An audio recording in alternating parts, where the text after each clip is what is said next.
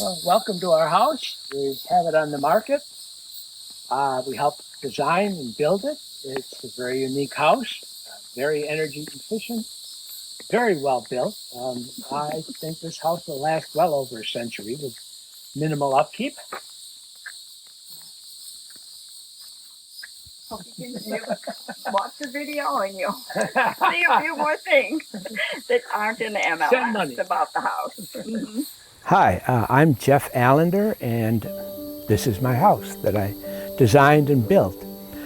We moved here in 1990 to Conway, Arkansas. I took a job at the University of Central Arkansas. My wife, being an RN, quickly picked up a nursing job in Little Rock at Arkansas Children's. And so as soon as we got here, we rented for a year or two, but we wanted to build a house. So looking for a piece of land, we wanted to be near the interstate for my wife to drive down to Little Rock, on the south side of Conway, which is near the university. And this 5.3 acres came open, and we jumped on it immediately. It's got beautiful big trees, a stream running through it. It's inside Conway city limits, which means our daughter would go to the Conway school system, which is one of the best in the state. And also Conway Corporation has the lowest electric rates in the state, and their internet and services are just incredible for the low taxes we pay here.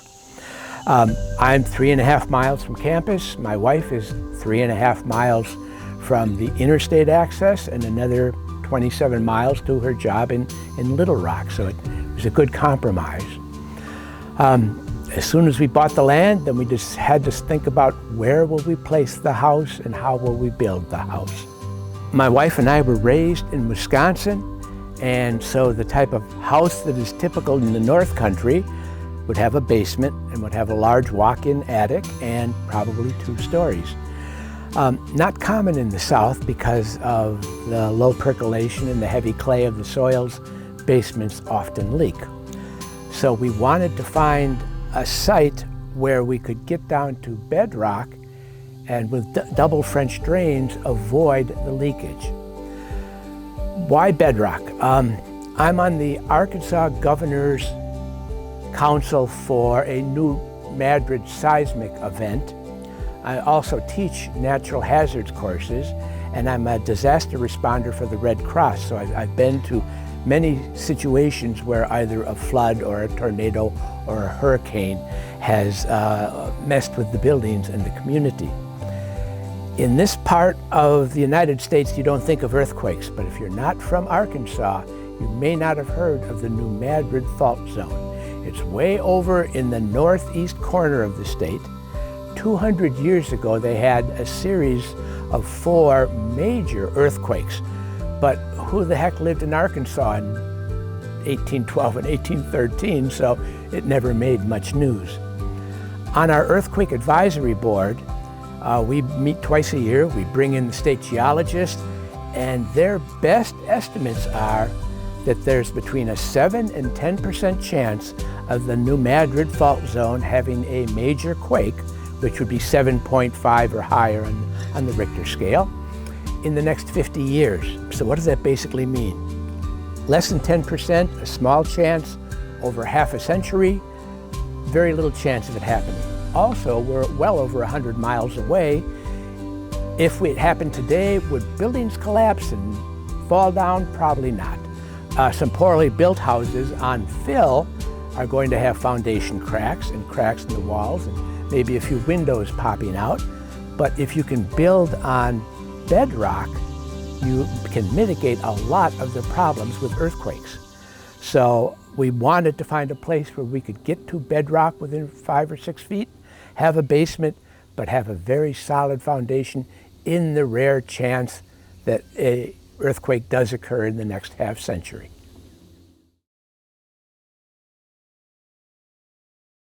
The reason I like to take a picture down here is the west, north, and east side of the house has poured concrete walls. We did not pour the floor first and put the wall on the floor. We poured the walls first and then would lay the floor later.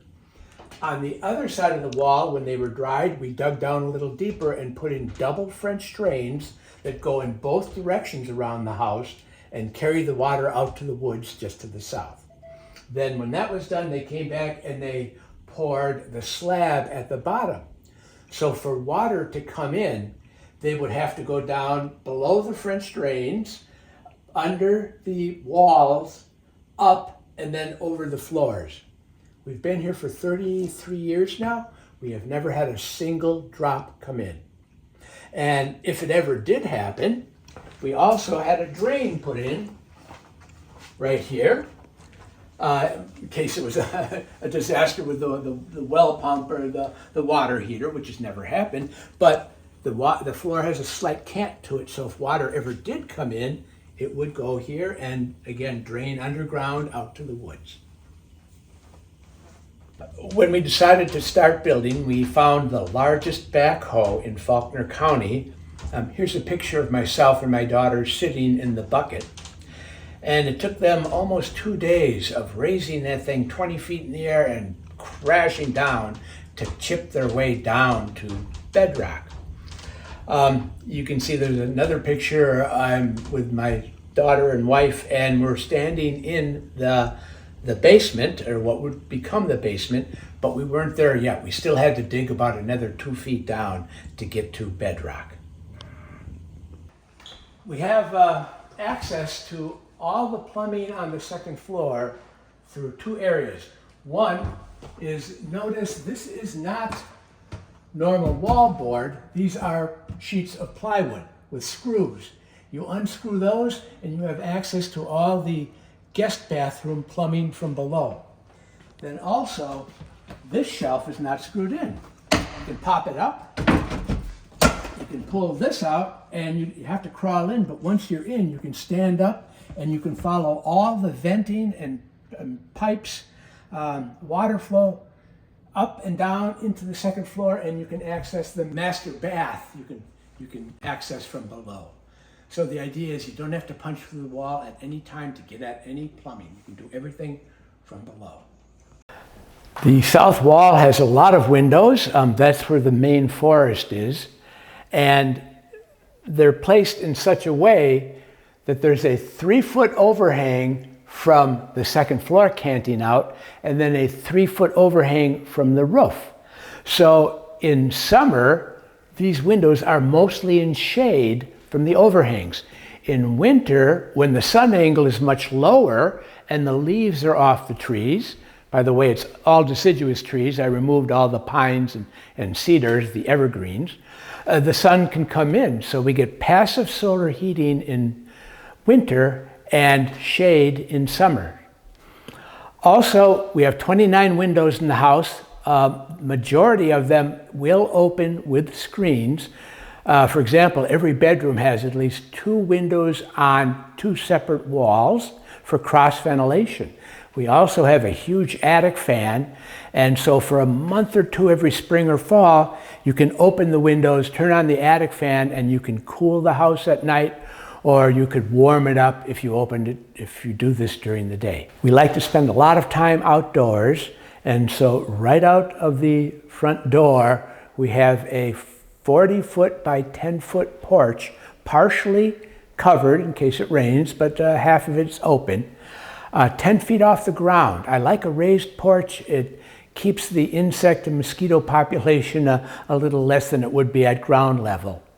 We also have a 15-foot by 5-foot porch off the master bedroom that's 20 feet in the air, looking off to the west. So depending on if the sun's on the east or west side of the house, we can always find sun or shade, and we spend half our lives out there, especially the front porch. So what is your favorite thing about living here? I have a lot of happy memories here, but one thing that's happened so frequently is on winter mornings I'll get up, Jeff's still sleeping maybe, and I'll come downstairs, come in the kitchen, turn on my coffee pot, and while the coffee's brewing, I look out the kitchen window over the sink, and many mornings there's 4, 5, 6, 7, 8, maybe 9 deer out there. It's just so cool. I can look out the window and stare at them, and they stare back at me. And then my coffee's ready, and then I can walk in the living room, and I had a big comfy chair that sat next to the stove with a big ottoman and everything. I lived in that chair. In the winter, yes. And it's angled so I can look out the front window at the same time I'm sitting in the chair.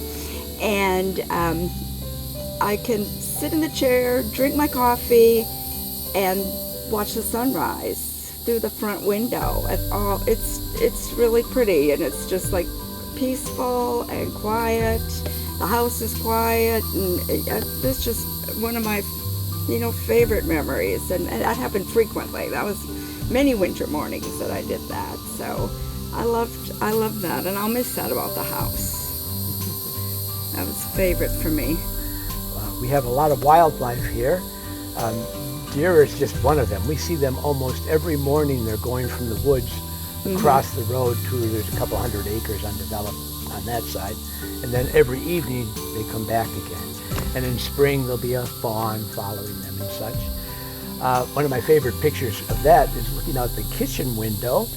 If you look closely, you'll count 8 does in the front yard. And what I find funny about it was, opening day of deer season, where are all the bucks? They're in the woods. Where are all the deer hunters? In the woods. Where are all the does? In the front yard where they're not going to get shot. Proof once again that women are smarter than men, right? Yeah, that's true. We also have red-tailed hawks, and you hear them all the time. They have been nesting in our yard for probably 25 years now, especially when the crows find them. They have some grand small fights up in the trees, the two of them fighting. But we hear red-tailed hawks all the time. The hummingbirds in the summer. In winter, we put bird feeders up here, and they are waiting in line. We have 8 or 10 common species, and maybe 15 or 20 unique species will show up from time to time. So kind of a beautiful wildlife place, and we can watch it through the kitchen window, or we can come out here and be part of it.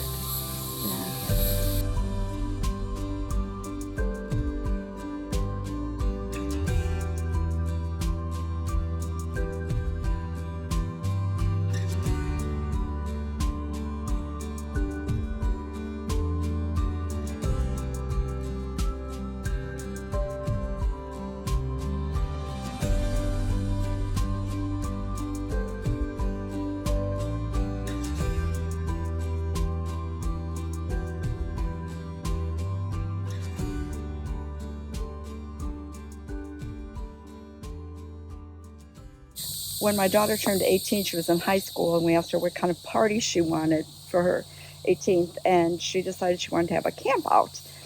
So we, the girls all pitched their tents on the other side. They were in the field. They weren't really in the woods, but they were right on the edge of it in the field. And then this was a big fire pit, and they decided that they were going to come into the house once, like at night, brush their teeth, go to the bathroom, and then they weren't going to come in all night long. They were going to stay and camp in their little tents. And then in the morning, Jeff and I came down and brought breakfast down here. We brought coolers with stuff, and they had their breakfast around the fire in the morning. She loved it. It was perfect. Cheap, easy, and a lot of fun. I don't know, the word didn't get out. There were probably 6, 8, probably at least 8 of them. It was the craziest. Are you sure they didn't have boys? Yeah. Well, we would have seen. Maybe when Katie watches this video, she'll comment and tell you if there were boys. Yeah.